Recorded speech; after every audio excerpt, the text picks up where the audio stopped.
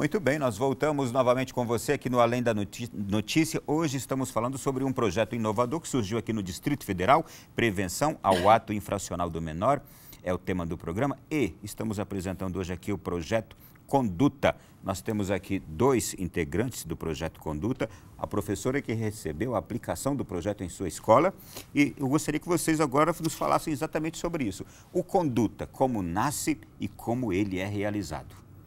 Começamos com a nossa experiência nas unidades de internação e a gente viu que é oneroso, é trabalhoso, custa caro, digamos assim, né, ressocializar uma pessoa. Então, por que a gente não aplica esse know-how nas escolas de fato?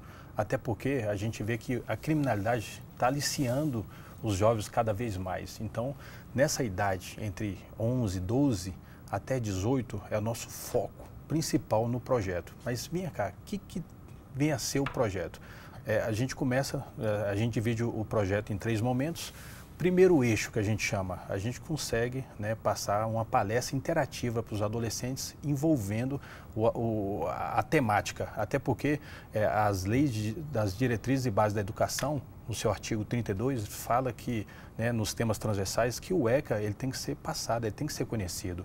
E a gente mostra a realidade do ECA, não é simplesmente colocar o ECA e ler o ECA. Você sabe que esses adolescentes, ainda mais ligados na tecnologia, eles são mais interativos, então a gente interage principalmente a nossa experiência na medida socioeducativa. Mostrar para ele que essa cultura de não dá nada, dá sim. Porque um centro de internação, quando o adolescente visita... É importante pegar aqui essa gíria, essa de não dar nada, eu faço qualquer coisa, eu cometo qualquer erro, qualquer infração, qualquer crime, não vai dar nada. Justamente, é nesse sentido. Então a gente mostra com a interação, com foto, com vídeo, de como que é a realidade dentro de um centro de internação. E eu coloco o adolescente para pensar. Amigo, a gente chama de plano A e plano B. Tá, só me explica.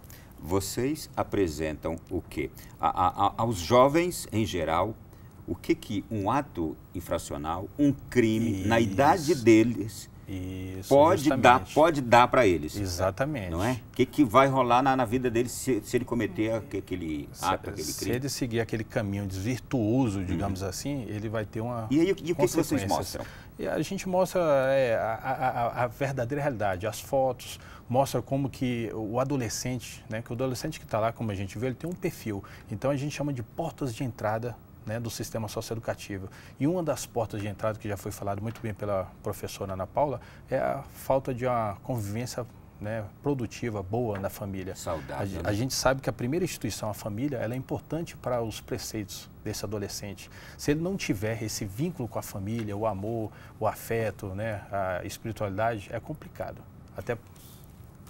Há crimes hediondos, há crimes banais. Na vida desse adolescente, o que vocês constatam? Ele consegue perceber a gravidade do ato cometido? Vocês frequentam o ambiente onde eles estão cumprindo as medidas, mas vocês frequentam também o ambiente escolar. É possível perceber se esse jovem tem consciência, se esse adolescente, se esse menor infrator tem consciência dos seus atos? O objetivo do Conduta é justamente mostrar para ele das consequências lesivas referente à escolha desse tipo de conduta referente à prática do ato infracional e do crime. Porque muitas das vezes ele não sabe da consequência referente à privação de liberdade. Porque quando fala unidade de internação, os tratados internacionais falam, quando o jovem está privado de liberdade, nada mais, nada menos, ou um local determinado por uma autoridade pública como o juiz, é uma prisão, sim. E isso tem consequências, principalmente na parte do desenvolvimento dele peculiar, que isso está previsto, e aí ele tem uma série de consequências, tanto emocionais, tanto quanto psicológicas e mentais. E a partir do momento em que ele é apreendido, ele tem que ter a noção de que ele apreende toda a família dele também. Porque a mãe dele, que é uma referência, e é isso que a gente constata durante toda uma rotina de uma unidade de internação, principalmente nos dias de visita, é a mãe que vai visitar. E a mãe passa por um procedimento extremamente constrangedor. Porque tem que passar, é um procedimento de segurança referente à instituição. Como é que vocês mostram isso nas palestras, nos vídeos? Falamos de uma forma bem contundente, mostramos também quando o jovem ele é apreendido, né, em flagrante por alguma situação, por exemplo, ameaça a um professor. Ameaça a um professor tanto pode ser como uma infração disciplinar prevista no regimento interno, que depois a Ana Paula vai falar, escolar, tão quanto ele é também uma ameaça grave, está previsto no artigo 122, inciso 1º do Estatuto da Criança e do Adolescente, que ele pode ser internado por 45 dias, uma ação cautelar. E aí, quando ele é encaminhado para a delegacia, ele é algemado por uma situação de peculiaridade, a mãe dele vai lá. Porque a autoridade policial tem um dever de comunicar tanto o judiciário, tão quanto os responsáveis para ir lá. E nós mostramos um vídeo impactante, mais ou menos de 30 segundos a 1 minuto, a mãe chegando para resolver essa situação. Muitas das vezes ela é uma doméstica, muitas das vezes ela está trabalhando, né, em situações ali durante todo o dia, não tem como deixar um menino, e muitas das vezes ele está também em palácios e praticam isso, não é só aquele menino que está em situação de vulnerabilidade social, uma situação de condições econômicas, né, extremamente baixas, não é, que está em palácio, e aí acontece a situação dele se sentir algemado, a mãe chorando e ser encaminhado.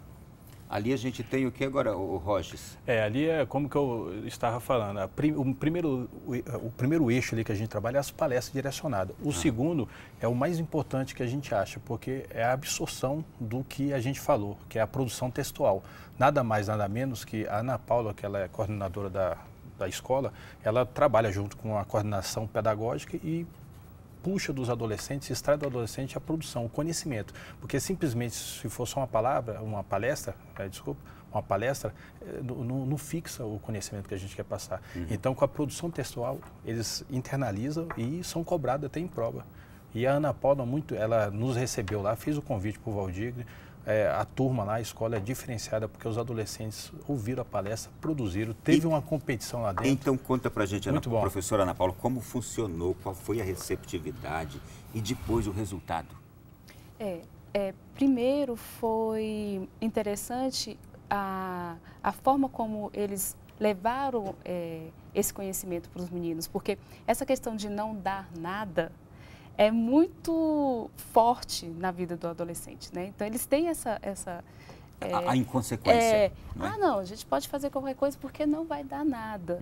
Porque é isso que a sociedade diz, né? Que para os atos infracionais, para adolescente, não vai dar nada. E dá. E é muito impactante a maneira como eles fazem, inclusive encenam, como eles recebem esse adolescente, esse jovem, né? Vocês encenam também? Sim. Porque com o adolescente... Aquela parte teatral, né? Porque com o adolescente tem que ser assim. Ele não vai entender se for só falando, né? Ele tem que ver na prática como acontece. E isso causou um impacto muito grande. Porque dentro do ambiente escolar, nós lidamos sim com pequenos atos, né? Colar na prova. Que hoje os meninos acham que quem não cola não sai da escola. Mas, na verdade... a gente deixa bem o aluno ciente de que colar na prova é um ato desonesto e que o único prejudicado vai ser ele. Se ele pega uma caneta ou algo que não pertence a ele, ele está cometendo um ato infracional. É um pequeno ato que pode levar a grandes atos, né? Então, essa forma como eles apresentam essa parte prática da coisa, que é interessante, porque os meninos ficam impactados. Então, quando fala na questão da mãe, tem menino que chora, porque fica imaginando, poxa, se eu fizer qualquer ato infracional, minha mãe vai passar por uma situação dessa. Então, não é mil maravilhas. Vocês dramatizam realmente para que o adolescente ele caia na realidade de que ele não pode brincar com as propostas de erro, com as propostas de crime, com as propostas de infração. É para que ele caia na real, é isso? Exatamente. Até porque essas abordagens, eu e o Valdir tivemos o trabalho de trabalhar, de estudar até o teatro para tentar internalizar. Porque se for um palestrante que não interage, não reproduz o nosso dia a dia, fica complicado. Então, no teatro, nos ensina que a gente tem que dramatizar, realmente chamar atenção. Se tornar uma palestra interativa. Por isso que a palestra e o segundo eixo, que é a escrita, a gente consegue absorver o máximo possível do adolescente. Até porque ele vai protagonizar o seu senso crítico, né? O protagonismo juvenil. Isso. Eu queria mostrar, Ronaldo, um slide anterior. Esse aí é o quê? Tem como só o slide exterior? Porque essa é a escola aqui da Ana Paula. Foi uma satisfação ter participado aí. Aí são os alunos do Ensino Fundamental 2, e do ensino médio. Todos aí. Tem mais ou menos uns 100 alunos aí, né? Mais ou menos, né? Tem uns Tem uns 100 alunos. Aquela foto anterior, deixa eu ver se a gente consegue Eu só voltar. queria fazer só um parêntese. Ah. Esse do meio aí é o promotor de justiça da infância e juventude, Renato Varalda. Quero mandar um abraço aqui para ele, toda a equipe, né, de promotores, dos analistas judiciários, dos técnicos do Ministério Público do Distrito Federal, que tem um programa chamado Combate à Corrupção, que foi idealizado em Santa Catarina pela doutora Luciana. E o Ministério Público nos convidou a integrar em rede, na palestra com os alunos nas escolas, que eles falam sobre a corrupção. Ou seja, aquele aluno que também está numa fila, um exemplo, e quer trapacear passando o outro, isso é um ato corruptivo. Então ele mostra, do jeito que o nosso país está passando, por esse tipo de conduta, por essa prática referente em que está prejudicando toda a sociedade, o dinheiro do contribuinte, o Ministério Público está atuando ativamente aqui no Distrito Federal, nas escolas, juntamente com conduta. É uma palestra, é uma apresentação completa mostrando o que é errado fazer, não é? Exatamente. E você sabe o que é mais interessante? É porque na escola nós temos como base a disciplina com afeto. Então, quando o Projeto Conduta foi à nossa escola, nós já tivemos 2 encontros, os adolescentes eles passam a obedecer mais às regras, porque eles entendem que na escola há uma disciplina e há afeto, que de repente eles não vão ter esse afeto na rua ou no centro de internação, como é feito na escola. Professora, tem espaço nas escolas para este trabalho feito pelo Projeto Conduta? Sim. E tem espaço e tem, de fato, a necessidade? Há necessidade, com certeza. E eu só quero... Sempre. Eu peço até desculpa, Ana Paula. Não, pode interagir aqui. Eu quero deixar um abraço para os professores, principalmente do DF, de Unai, Minas, de Goiás. As professoras são realmente guerreiras, os professores são guerreiros, porque é uma situação complexa, né, a atual conjuntura, o que as escolas estão passando.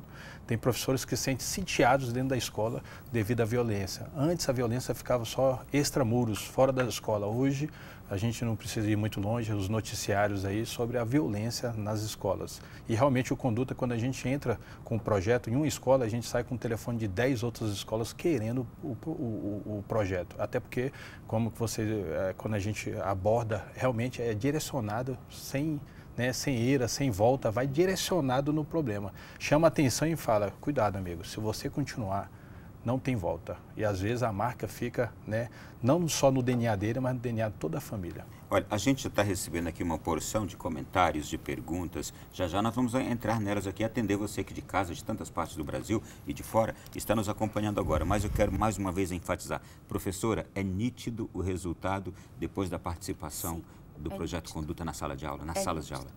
É nítido exatamente por causa dessa consciência que os alunos passam a ter.